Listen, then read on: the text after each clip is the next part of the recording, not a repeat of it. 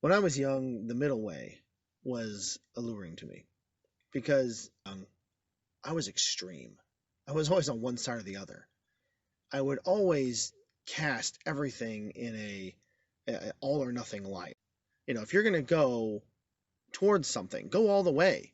Don't back off and do it halfway through. Just do it all the way. If pleasures are bad, things of the flesh, enjoying yourself, if that's bad, then don't do any of it.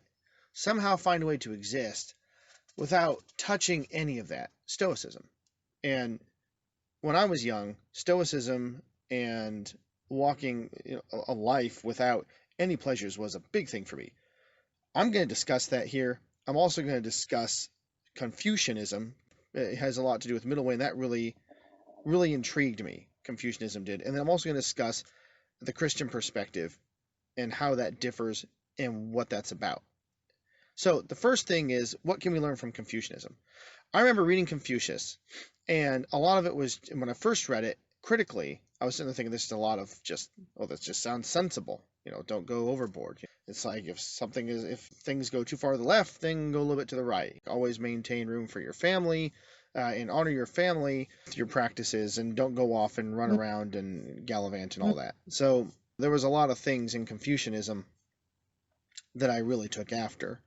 And to be honest, a good deal of what I discovered in Confucianism was just kind of like it was about structure and order and how to keep society together. And it was because there's two levels of Confucianism. I missed that at first. At first, I thought it was just one level of Confucianism, how it's just about being in the middle and not any one extreme. And of course, that didn't make logical sense to me because if the extreme has to be where the truth is. The truth has to be either on one side or the other. It can't be in the middle.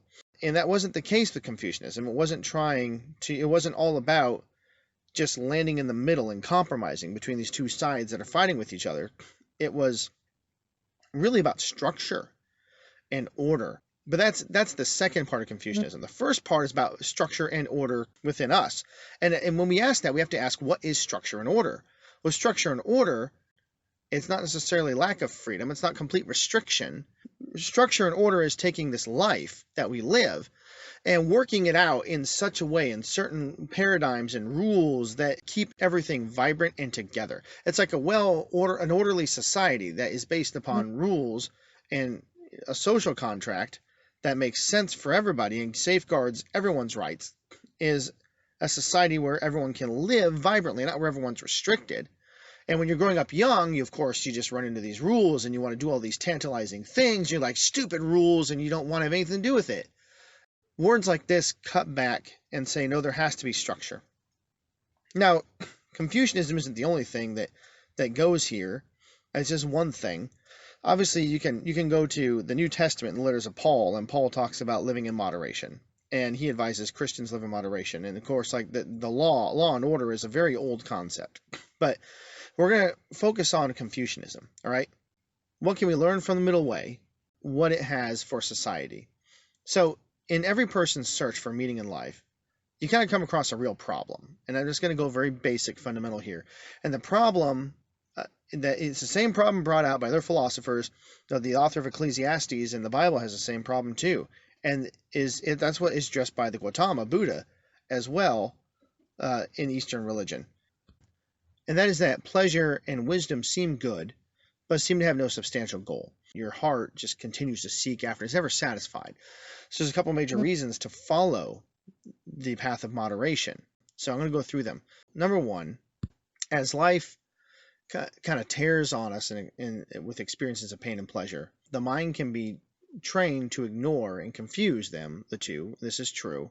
But it would be safe to say that the pain is that which makes one aware of a state or condition of dying. When you think about what pain actually is, think about what is the experience of getting cut. What is your body telling you? It's telling you something's wrong. Something is been destroyed. Something is being lost. It's telling you something is dying. When you get cut, when you lose a loved one, when your heart is broken, when you're proven wrong, when you have a broken bone, all these things are somehow an experience of death, emotionally, physically, spiritually, mentally, some way or somehow. So death is a spiritual and physical experience, and you can experience it both ways. Both bodies lose matter or energy, if you want to put that kind of terminology or visual imagery even on the spiritual body, and experience a lack of movement, a lack of vitality, a lack of life. Life is a great thing. There is no virtue or thing greater than life, and that's basic fundamental philosophy. If you don't believe in the absoluteness of life, there's no point in living. We are designed to live, we're designed to function, we're designed to move. Death itself is a great tragedy. It doesn't make sense that we die, considering how we're designed. Now, you can argue with that all day you want. Just because something ends up dying doesn't mean that's its purpose. Not at all. It's like you build a car to run. The car breaks down eventually. Does that mean the car was designed to break down? No. The car was designed to run. Same thing. Logically, that's what makes sense. So, for human beings, life is what matters. However, the mediums of life for us can be facets of and mediums of death as well, and that is true. So protection's a great thing, and it brings life. But too much of it can make us tender and unable to stand up to things, right? So you can't just go to one extreme or the other. If you get too protected, you become soft, and you don't have any strength, and you can no longer fight for yourself. And then when you're vulnerable, then you can die. You know, entropy is a very real thing, physically and spiritually. If you think that being comfortable sitting inside your house, shielded from everything, is going to make you healthy, it's not. You have to encounter a certain amount of resistance, a certain amount of force in order to be healthy. There is a medium there of meeting the challenge and overcoming it that is vital to life and vitality. And without that, life does not proceed. It shuts down due to entropy. And it's the same way spiritually and physically. So pleasure is the same way. An ideal life is one of experiencing constant pleasure all the time, is what people think. But our minds are imperfect, and every time we experience a pleasure, we become familiar with it and forget the vibrant aspects of it that were there before. So it dulls. The sense is dull to it, and that is well documented scientifically and experientially by people. You can't just experience the same thing over and over and over again. In fact, there's been so many studies on pleasures. And as we get older, people often think that your body just breaks down. You can't experience pleasures anymore. When what we're being told by scientists is that it's not necessarily the case. It's just that we've categorized in our minds these pleasures already. And so as further along we go and we experience them more and more, they tend to drop in value because we've experienced them before. We remember them. They drop in their vibrancy. The challenge is not met. So, same thing with things like any kind of pleasure. Let's just say eating chocolate, for instance. Chocolate's a great thing. But, of course, eating it too much, if you ate chocolate once a month, every time you ate chocolate, you'd be like, oh, this is so good. But let's say you ate chocolate every day. Well, if you eat the same amount of chocolate every single day, it's not going to be as much anymore.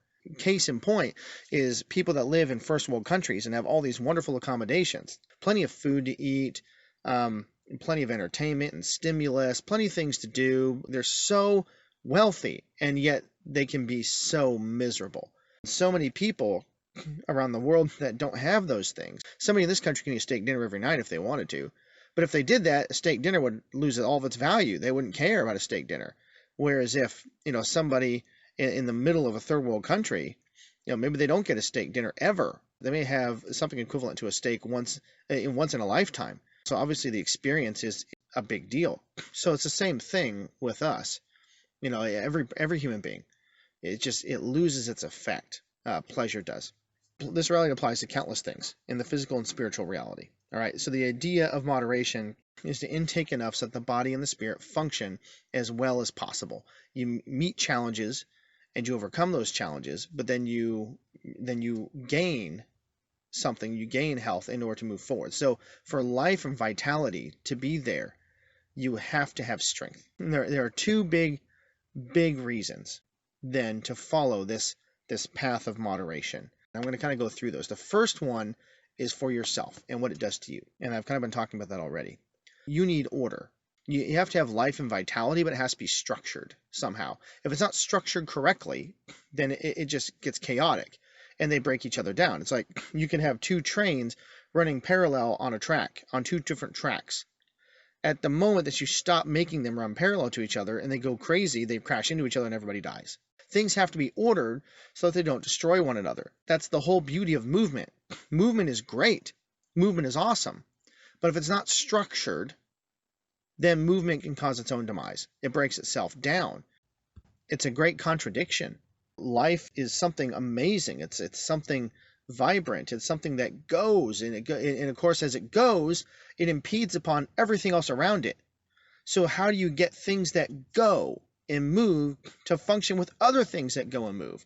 Well, they have to be ordered. And that is within yourself as well. There are plenty of things in your body, plenty of forces at work that need to be ordered. They need to go, but structured in a way so that they can do things healthfully. And obviously, if you do things over and over and over again, the pleasure is a great example where you do it over and over and over again, and the mind dulls. I really think it's probably a misapplication of pleasure. When you can do it once a month or once a week, whatever it is for that pleasure, some things it's daily, some things if you do them like hourly, they just get bad. It depends on what it is.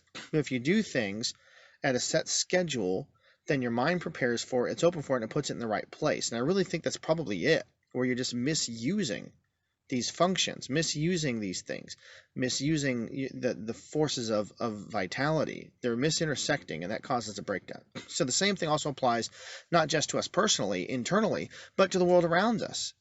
The goal of morality is love, when you think it through entirely. Love is the supporting and ensuring of life, right? So love is simultaneously all for complete vibrancy and complete life, but it's also for order. And so it all mixes together in this dance of, I love the illusion of dance, but in this amazing dance of things that accumulate together and they work around each other. That's exactly what you want. A society has to function that way too. And people have to function that way with each other. So in all cases, the survival of life and life of mankind is a primary goal of love, means that one person taking too much of something may threaten the life of another on an individual basis, and may add to the suffering of another as well, and cause them to experience death or the encroachment thereof. So a righteous person is concerned with the spiritual and physical health of all peoples, and so they want to make sure they maintain that order. They want to make sure they maintain everything in their proper place. They're seeking an abundance of all. And the biblical concept of this is really powerful. The Hebrew concept of flourishing. It's an amazing concept because in the Old Testament, there's this concept of God is asking the people to, it's almost like he's asking them to order themselves according to what he has planned and his will, so that as a society, they can all flourish together.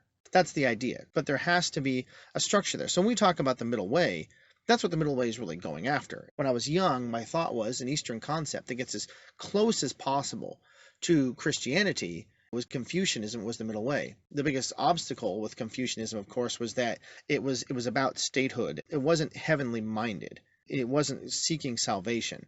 And that's where the two lost their intersection. That's the basic idea, is that you have to live a life of moderation. Otherwise, you break yourself down. It's not pleasure versus non-pleasure.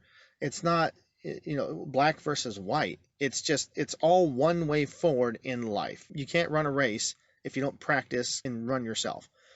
You can't lift anything in life if you don't lift weights or lift other things in life. It's like you have to have strength. You can't overeat, but you can't undereat. It's all part of a dance.